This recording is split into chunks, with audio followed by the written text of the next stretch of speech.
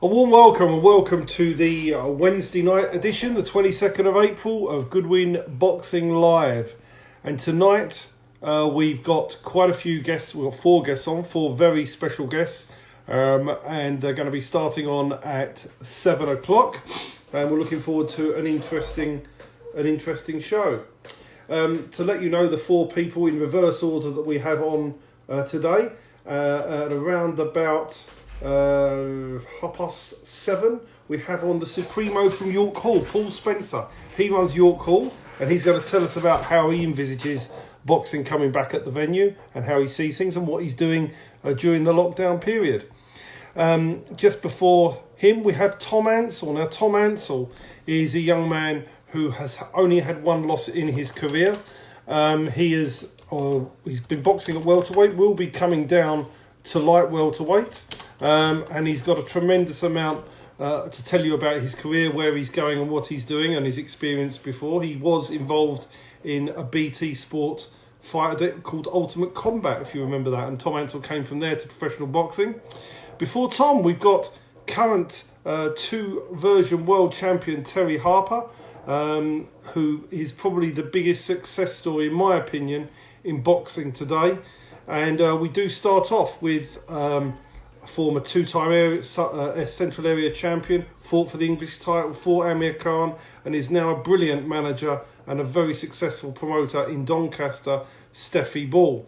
And we're going to start off with Steffy. I'm going to see if he's here. It'd be good to have a chat with him. Let's see if we can find him.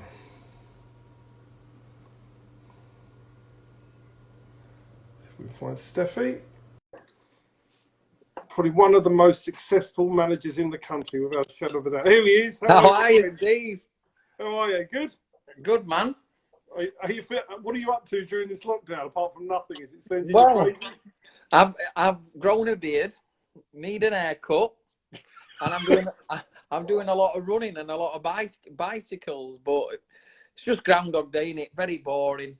But we're staying home, we're staying safe, and hopefully we're motivating others to do the same, and we might be able to get back doing what we do best once everything's under control. Yeah, I mean, what's it like? What's the feeling up north? Are most people adhering to it up there?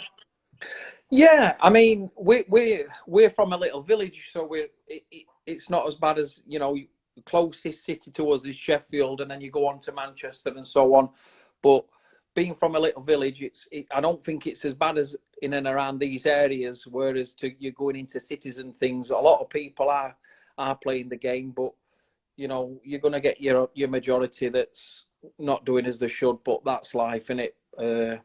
We can hold our hands up, and we're doing as best, and that's what counts. And what's your gut? I know it's a $6 million question. I mean, I have my own views, but what's your gut feeling about when boxing comes back and in what form?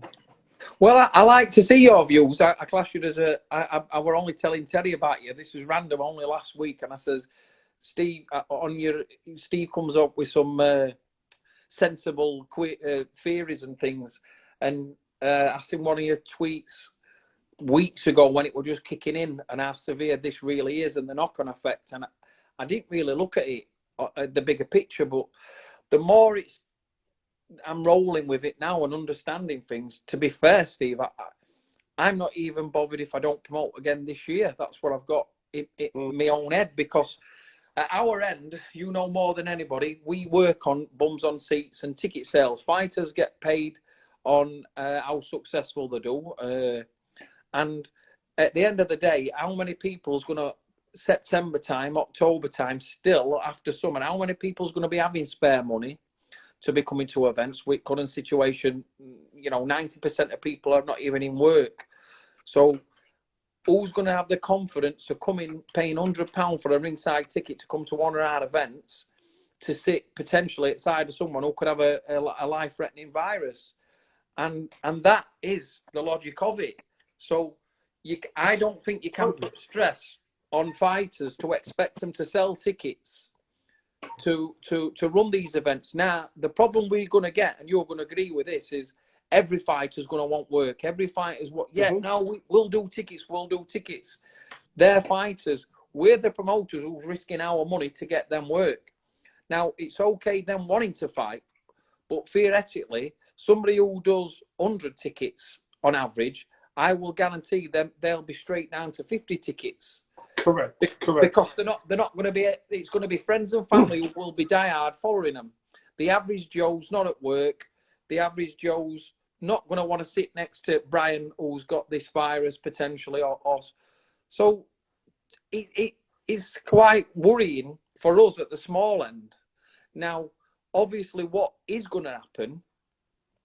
Boxing will happen behind closed doors, thick and fast, and that probably happen as soon as July. I believe that and I know that Sky Sports, BT, etc. need live content. There's no live sports, so they will get special permission. Things will happen, and I think people who are contracted, such as Terry, who will be on next, she will be defending in July, and there'll be shows thick and fast. And you make it would be very interesting, like something else that you picked up on, where purses will be as well, because if you're not going to take that fight, then the next man's going to take it. So you're not going to be in a bargaining position to argue good purses for fighters, because there's going to be that many people desperate to be getting work. Because moral of the story is, I am worried about risking promoting myself again this year, because it's us that's taking the risk financially.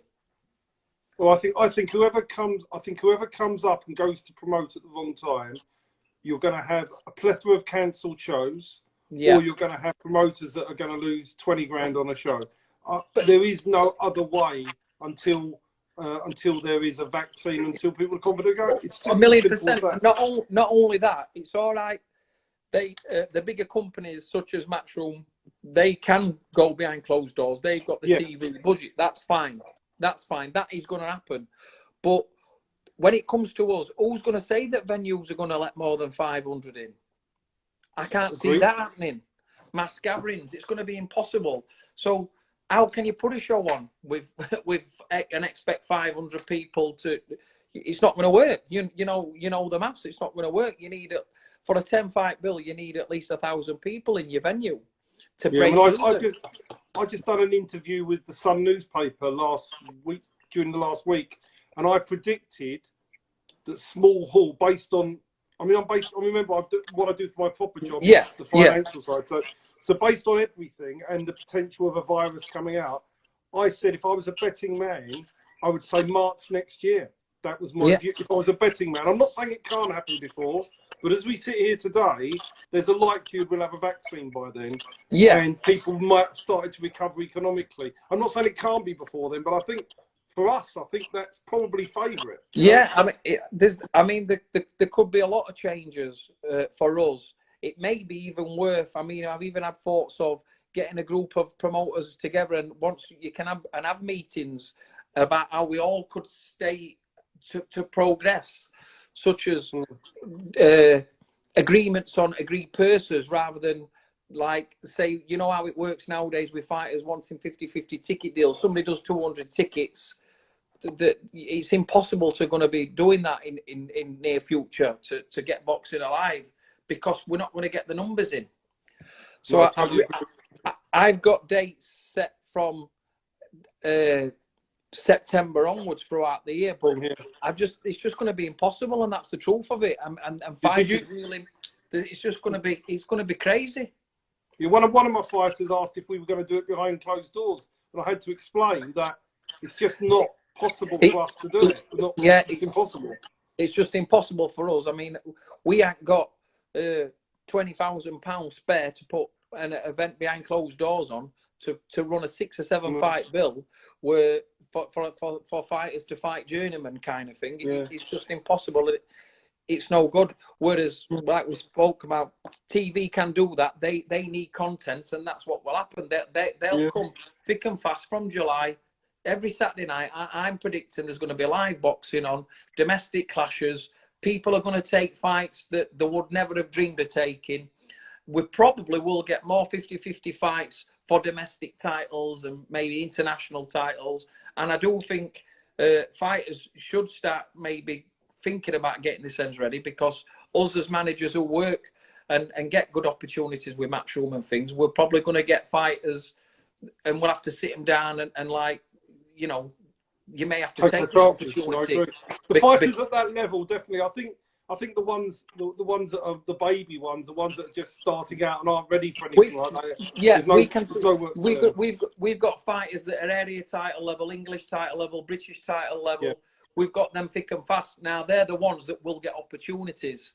Whereas the 6-round fighters, it's going to be, you know, when content comes on TV, unless you're a matchroom fighter, you're not going to be on them cards and things. You know, it's going to be probably 5 fight cards behind closed doors. But I think at the minute it's going to just be exciting for us to at least get some live content. I agree. We're missing it, aren't we? I mean, having no live sport is driving me crazy. It's crazy. It's like really, when you really, I think as humans we learn to acclimatise with what's happening. But when you really sit back and think about it, it's a crazy, crazy time, and it's a big part of history where our kids and grandkids and so on, they'll be doing history and this at schools for years to come. It's unbelievable, really. So let's talk about something positive rather than the negatives of everything. So for you, boxer, trainer, manager, promoter, what's the everything best? What's the best thing? The most enjoyable is definitely training. I'd be mad to say promoting's enjoyable. The only reason I promote is because it come naturally, and you know yourself. If you want to get your fighters the best opportunities, you have to promote to get them there, because you ain't gonna get them. So that's us. It's very stressful. How many nights before a show we're scratching our heads? What we're losing? Are we breaking even? So I won't say that's enjoyable at all.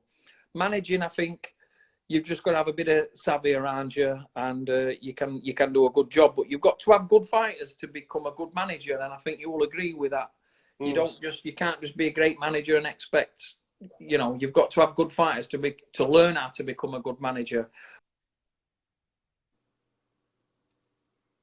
Training fighters, I've got that little knack again since I've been working with Terry and Anthony Tomlinson and a couple of other fighters that are back in gym.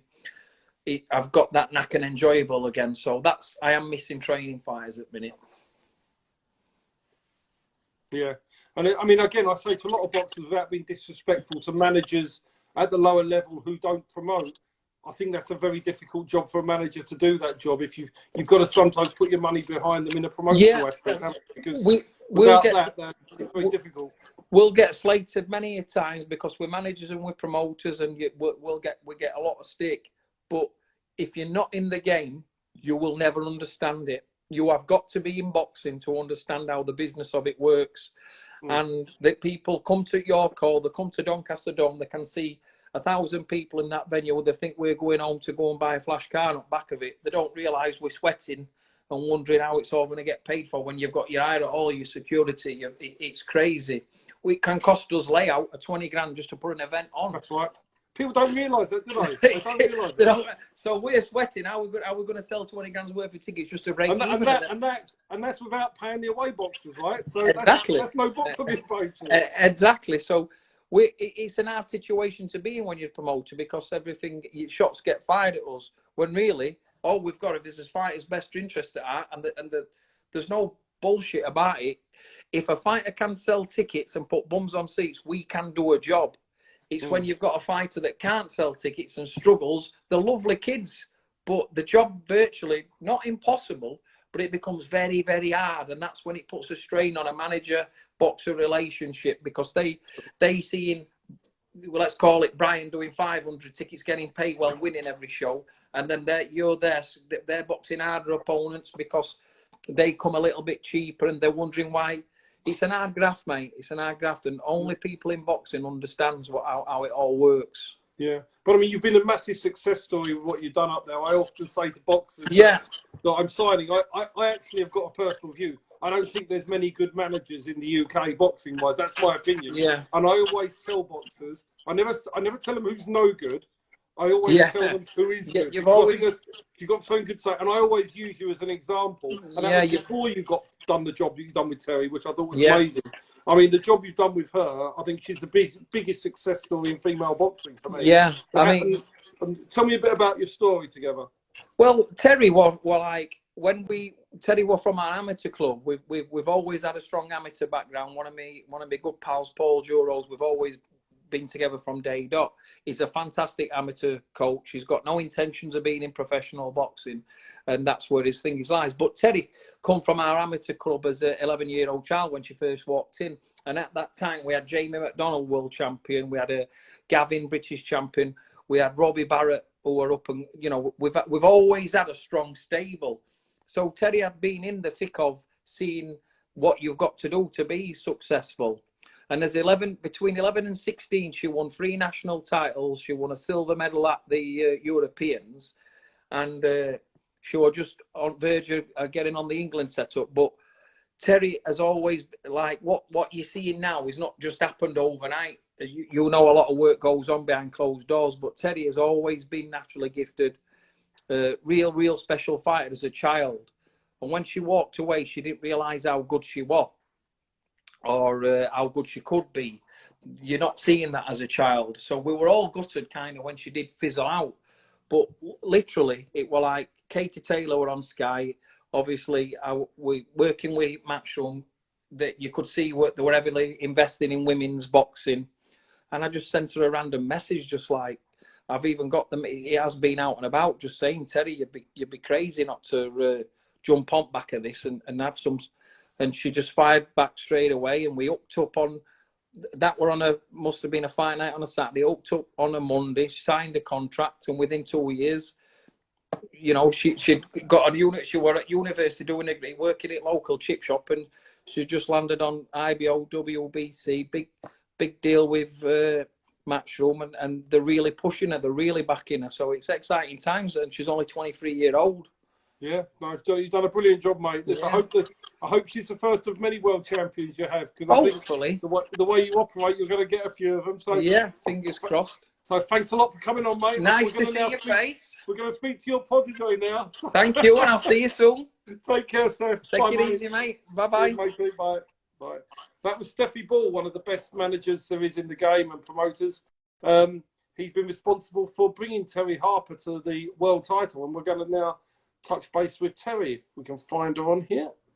Okay, let's try and dig Terri up. Try and dig her out.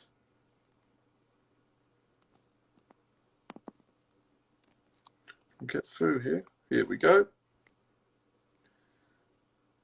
Here we go. Let's find Terri on here.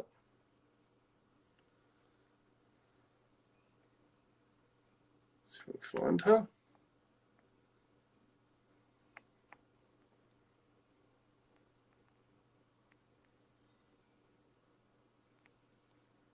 It's not there. Let's go back. Try again. Here we go. Hopefully Terri's going to be here in a second.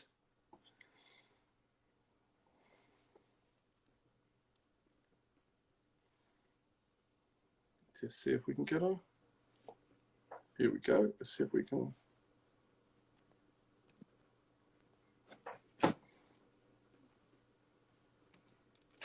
Just waiting for him to come on board. Terri, how are you? Sorry about that. We had a bit of a technical problem there, catching hold of you. So just spoke to your mentor and main man, Steffi. So yeah. I mean, it's been great. It's been a great story for me watching you, because since when women's boxing came on, I was a big pioneer of it. I was trying to encourage a lot of female boxing down in London, and I think it's just been great. And it's easy. I mean, I helped Nicola Adams for a bit. But it's okay when you're Nicola or Katie that you've come through the Olympic setup and you're sort of given it. And I don't mean totally given it, but you've given, whereas you've had to go from the bottom through the small hall, build up your following. I mean, tell us about how. I mean, Steffi said that you rushed through and did it. Did you find the first stage of ticket selling difficult, or was that quite easy for you? Yeah. So I always say I've been quite lucky. Like obviously with my partner Jenna, she's a big group of friends, big family, so she really helped sell me them tickets at the beginning. I probably was selling around 50 tickets, and that were it at the beginning of my career. And then from then, like it's like the whole village just kind of got behind me. And then obviously getting on these bigger shows. I was saying to Andrew other week, that it just seems like my ticket sales are doubling every time I'm back out. So yeah, they're like, I think my profile is definitely building. I tell you, your partner's a character seeing her on television, isn't she? Oh God, I said to her, Jenna, behave, because camera's gonna be on you that night. And then yeah, if that was her behaved, I'd like to see what she's like not behaved. Oh God, no, you don't. But Jenna's Jenna. What you see is what you get, and she's a good character. So I won't change her. Yeah. So I mean, were you astonished that you made such strides so quickly, or was it a shock to you how quickly it moved for you? Yeah. I can remember coming back to the sport and just being so happy that I was back involved in doing something that I love. So like, I love boxing on the small hall shows. I love Donny Dome, Barnes and Metrodome. So yeah, I love that, and I was just glad and happy to be back doing what I loved. And I always say Steffi kind of give me that second chance. So Andrew always saying to me, I'm going to make you a star one day. I'm going to make you lots of money. I'm going to make you a star. And it's kind of come around a lot quicker than what we imagined. And I know Andrew says the same to me. It's come around a lot quicker, but we're here and we're enjoying it. Well, when you think about it, fight number 8, you were the IBO world champion, weren't you? Where you won it at the Donny Dome, and then you've done 2 defences on Sky. I mean, what's been your best experience so far? It's got to be the fight with Eva. The fact, obviously, for the WBC world title. But the fact that for me, I always lacked confidence and self-belief. So the fact that I went in there with such a great champion who's had numerous defences on the belt, and then I went out and comfortably won her, that was kind of for me to give myself a pat on back and be like, Terry, you are meant to be, and you are good at what you do, not being big-headed or anything, but I think it's starting to sink in for me that I am good at what I do, and I do deserve to be on the big stage. I'm really surprised you lack confidence. That really has surprised me, because I thought in the ring you don't lack confidence, do you? You command the ring and you do your stuff. You'd never know that. Really surprised. Really surprised. Do you know, if you tried to get me on here 2 years ago, there would have been no chance. Live interviews, even phone interviews, they were terrible. But I've kind of learned how to deal with them now, so it's all good. So your next fight obviously is a good fight for you, because you're going to fight somebody that the British public know, with Natasha Jonas, obviously, because she was in the Olympics. I mean, what sort of threat do you think she poses to you? So again, it's a good fight. I think it's a good profile builder for me as well, that fight with Tasha domestically. So for me, I think it's the southpaw style with Tasha. Like, it's not. I've only ever fought one southpaw as an amateur, and then Claudia Lopez as a professional. So yeah, that's definitely an advantage she's got. But I just once we're back in the gym, I work closely alongside Jason Cunningham, just rounds after rounds, technical work, sparring. Andrew was southpaw as well as a boxer, so he knows the little tricky shots that he teaches me. So yeah, it's just getting it drilled into you and just getting used to that style. I know before the lockdown happened, I was getting a lot of rounds in with Jason, and I was starting to feel comfortable in the ring and knowing how to move and watching out for them odd shots. But yeah, once we're back into the gym, we'll get cracking and I'll get used to it. Now, she's a quality fighter, so to take her scalp will be a great move for you, because I mean, Eva Wallström was the big name, but she would have been known more by the boxing purists rather than this. But Natasha's wider known in the community by people that aren't necessarily boxing, so that helps to have fights against people that people know. I think that's what helps. So yeah, definitely. I think that's why Eddie really pushed for that. Obviously, I've got mandatories now as a WBC world champion. I know there's a few girls that are a few women that are upset that I'm fighting Tasha and obviously not mandatories, but it makes sense for a domestic fight with Tash before we move on.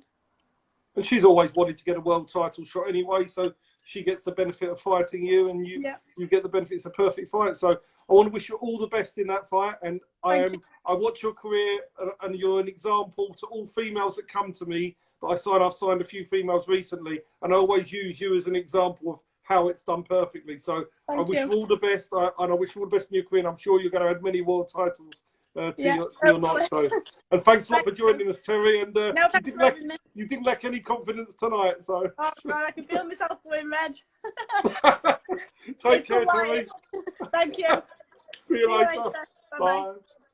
And that was Terri Harper, WBC and world champion. And from somebody that's currently a champion to somebody who wants to be a champion, and that's Tom Ansell, very talented young man who's now dropping down to light welterweight for titles. So while we're doing this, I'm having to look through to try and find him on here. Got quite a lot of names to go through, so let's just have a quick look. Spare me a second to try and find Tom. Let's try and find Tom. He's got an 8-1 record, Tom. Here he is.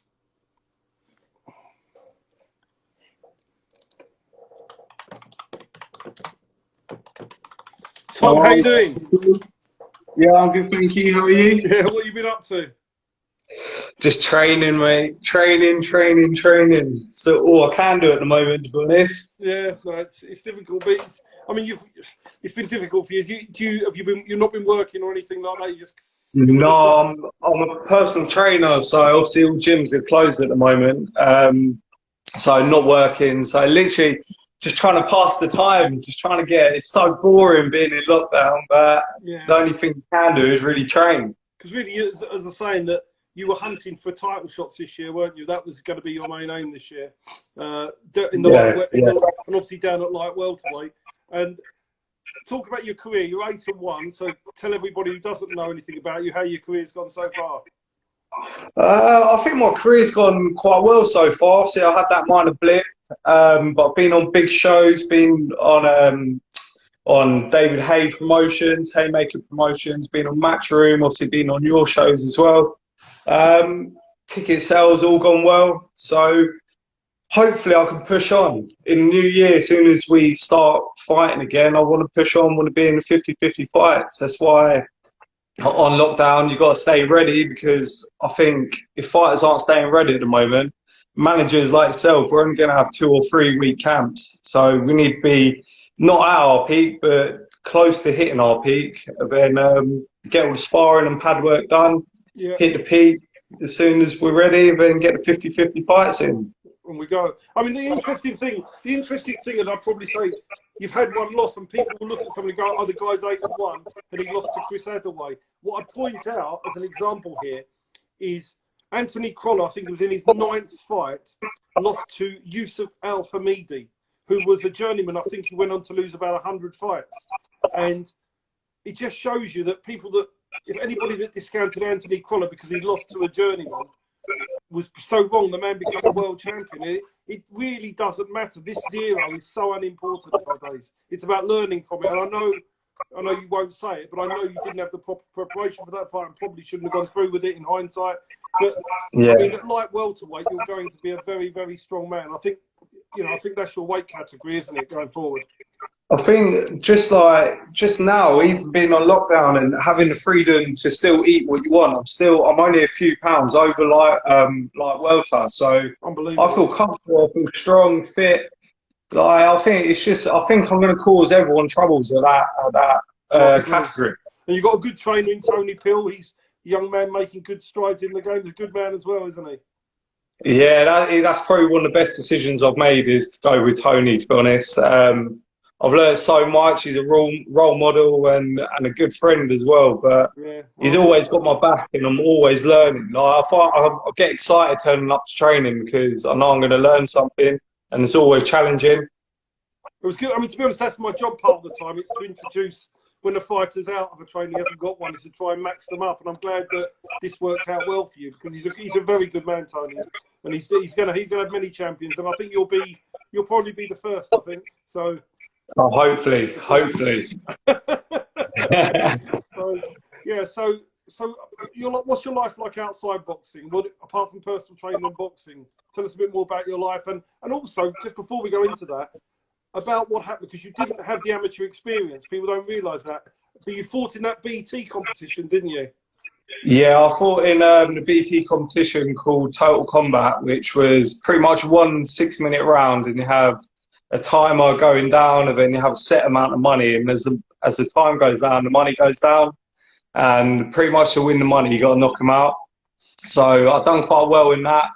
I fought a guy from Malta who was just about to turn pro, and I dropped him twice in the BT show.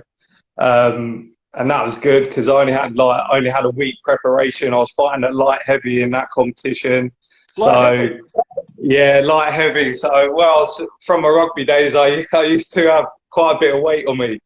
Most of it stored in my cheeks, but no, it was good. It was good experience, and good to have that professional background at such a almost at the start of my career, really. I'd only had a couple of fights when I got into that. So, no, it was good. But mainly growing up, I was all about rugby. Then I stepped into the boxing gym just to get fit for pre-season for rugby. Then ended up sparring and knocking people out. So it was good. It was nice to get into the boxing gym.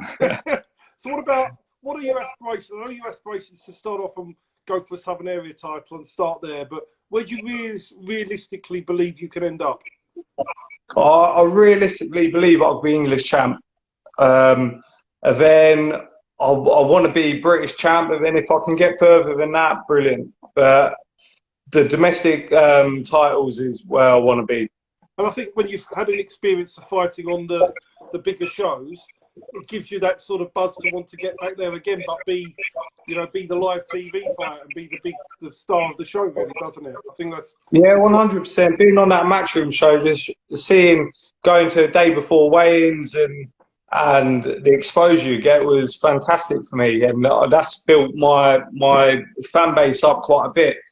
But like I said, if I could be a live fighter on Sky Sports shows, on BT shows, then someone coming from unlicensed boxing to going onto a live show, that's phenomenal. But it can happen. There's been unlicensed boxers. Nick Blackwell, for example, he was British champion, wasn't he? And it does happen. Yeah. Lee Purdy, they came straight from the unlicensed. There's plenty of them. And again, I think definitely at light welter or super lightweight, I think you're going to be a handful for anybody at that weight for sure. So I think we're going to have some exciting times ahead. So yeah, I can't wait. Well, I know it's going out in a press release tomorrow, but I want to thank you very much for re-signing with us.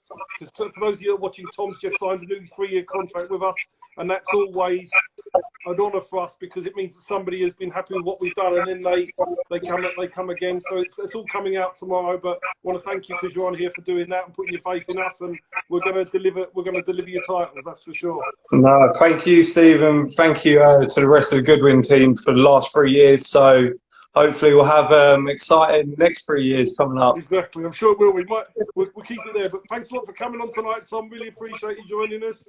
And thank you very much. Very soon. Cheers. Thanks. Cheers, Tom. And that was Tom Ansell, a future champion, somebody, a very talented young man who's going to make big strides. So we've had a boxer manager trainer, we've had a world champion boxer, we've had a future champion boxer. Now we've got a man who, behind the scenes, makes sure that the boxing all takes place at York Hall, Bethnal Green.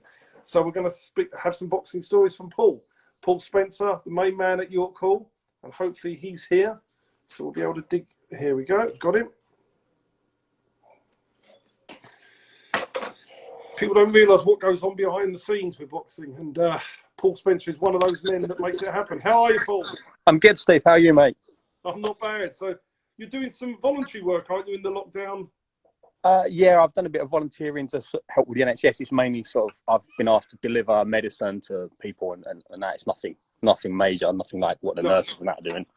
No, of course, but it's still helping people, helping the system tick over because, I mean, without all the people like you helping out, it's a lot of people wouldn't be getting their stuff, would they? No, if we can help in some small way. I mean, our company's donated PPE and stuff like that as well, so every little helps. Okay, that's really good because I mean the PPE is a big thing at the moment, isn't it? So we just have to see. So York Hall at the moment it's totally shut down, is it? As we sit here today. Yeah, we're completely shut. Obviously, as you know, it's not just the events we have there. You've got the leisure centre and the spa, and it's all shut obviously at the moment. So yeah, it's weird time. Yeah, so it's good. So how long have you been at York Hall then, running the events there? Well, I've been the general manager there for 4 years, almost to the day. I started on the 20th of April, 2016. So yeah, almost 4 years now, or just over 4 years actually. Yeah. And what was you doing before York Hall? So I was working in the leisure industry, but mainly I was a personal trainer before. I done a bit of kickboxing, instructing, and then I got into management and was sort of an assistant manager, and then moved to York Hall. Okay. And how have you found dealing with boxing people in general about names? Are they quite challenging or are we all quite challenging at times to deal with, or is it fairly straightforward and easy?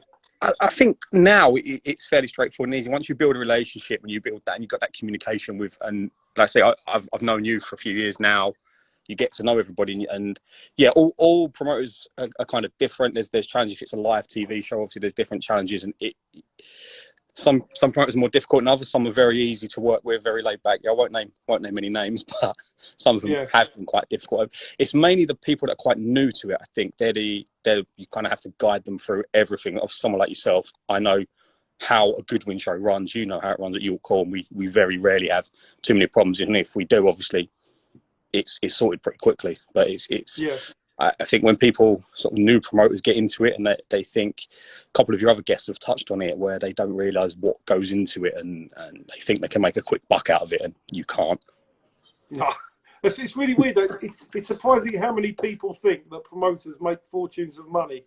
Yeah, and it's mad. And do you know what I always say to them? I always say, go and do it. Go and do a show, and then come. Just do one show, and then come and tell me, because that's the most frustrating thing is that people think they can do it, and they want to tell people, like, you know, whether it be me or Lee Eaton, who knows just joined, or any other promoter, and they say, oh, your mate's so much fun, we can do that, you should do it this way. You go, come and do it, because you only got to do it once, and then trust me, I mean, you'll find it hard. I mean, Tommy Dove, who was a lovely man, was he working when he was promoting when you were there? Yeah, we done a few shows with him, but yeah, really nice guy. But yeah, I know kind of. But he lost all his money doing it. Yeah, it was a shame. It was a shame.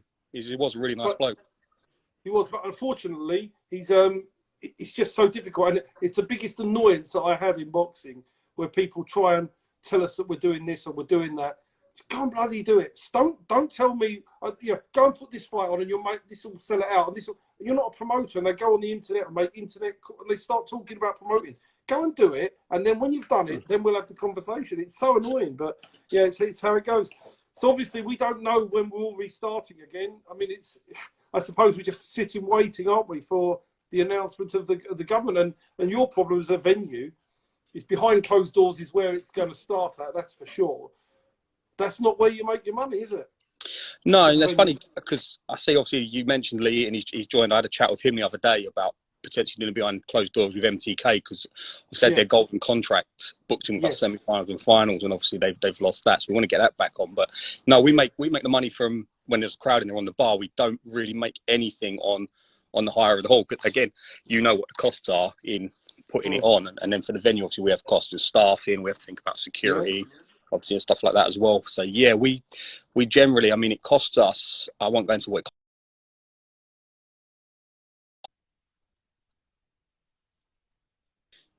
There's very little money in it, or sometimes no money in it, unless it's obviously we've got a big crowd in and we take money over the bar. Yeah, because I mean, the only ones that are going to be able to go behind closed doors realistically are going to be the golden contracts. Matchroom shows or Frank Warren shows, because small hall we've got no TV revenue, so we can't run behind closed doors. And again, nobody knows when that's going to happen. But I mean, these big events need to happen, and hopefully they'll get behind closed doors as soon as the doctors can attend and as soon as they can test everybody. But yeah, I mean, I think realistically that's first, but I'm not sure that we're going to get the venue flooding until we've got a vaccine, and that's a problem for venues like York Hall, isn't it? Yeah, I mean, it's a massive issue with the behind closed doors. We'll get them on. We want to work with the promoters we've worked with, and we want to help them out. But for someone like yourself, like you said, you can't run it behind closed doors. You'll lose 20 grand or something like that. You were saying earlier on, and with us, I mean, the revenue that we're losing at the moment is going to be hard But so obviously, as soon as we get back and we get up and running again, it'll be great. I mean, that first show, it's going to be pretty.